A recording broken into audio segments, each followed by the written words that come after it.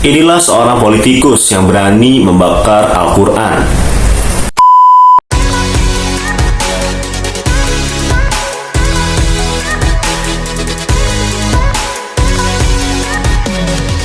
Inilah seorang politikus yang berani membakar Al-Quran. Politikus Swedia Denmark Rasmus Paludan lagi-lagi dibanjiri kecaman setelah membakar salinan Al-Quran ketika menggelar aksi demonstrasi di Stockholm pada akhir pekan lalu. Wajah Paludan kembali memenuhi pemberitaan setelah ia membakar salinan Al-Quran menggunakan korek api ketika menggelar aksi di depan kedutaan besar Turki di Stockholm. Saat itu sejumlah warga mendemonstrasi setelah Erdogan mendesak Swedia agar tak lagi melindungi aktivis Partai Pekerja Kurdistan yang baru kabur dari Turki ke Swedia. Permintaan itu merupakan salah satu syarat dari Erdogan jika Swedia ingin mengantongi restu Turki untuk masuk ke dalam NATO. Ini bukan kali pertama Paludan memicu kontroversi. Sejak terjun ke dunia politik, Paludan memang dikenal sebagai ekstremis sayap kanan, garis keras yang kerap menyuarakan sentimen anti-Islam dan imigran. Berdasarkan laporan media Denmark Politiken, Paludan sebenarnya memegang gelar sarjana hukum. Ia sempat menjadi pengacara dan menangani sejumlah kasus terkait ganja medis hingga suaka imigran. Paludan kemudian mulai sering menghadiri pertemuan internasional Free Press Society pada tahun 2016. Ia juga beberapa kali mengikuti demonstrasi anti-muslim yang digelar kelompok For Firhat di Denmark. Setahun kemudian, tepatnya 2017, politikus kelahiran Denmark itu mendirikan Partai Stramkurs yang dikenal menolak kehadiran imigran dan muslim di Denmark. Paludan pertama kali menyedot perhatian internasional pada 2019 ketika ia memancing emosi muslim karena membakar Al-Quran dalam demonstrasi di Viborg, Denmark. Media lokal Denmark, Nyheder, melaporkan bahwa sekitar 100 orang ikut serta dalam demonstrasi itu. 3 diantaranya ditangkap karena dianggap memicu keributan. Belum berhenti, Paludan kembali berencana menggelar demonstrasi dengan prosesi membakar Al-Quran di Malmö, Swedia pada Agustus 2020. Namun, Swedia melarang Paludan masuk. Pihak berwenang mencegat Paludan di pos pemeriksaan. Mereka menekankan Paludan dilarang masuk hingga 2 tahun.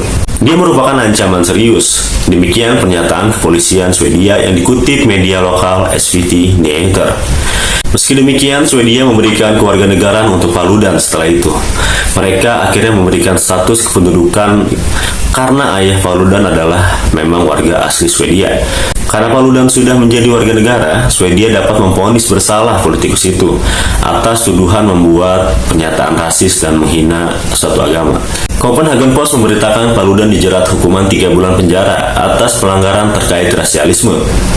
Selain itu, ia juga didenda 30.000 krona atau setara 45,7 juta.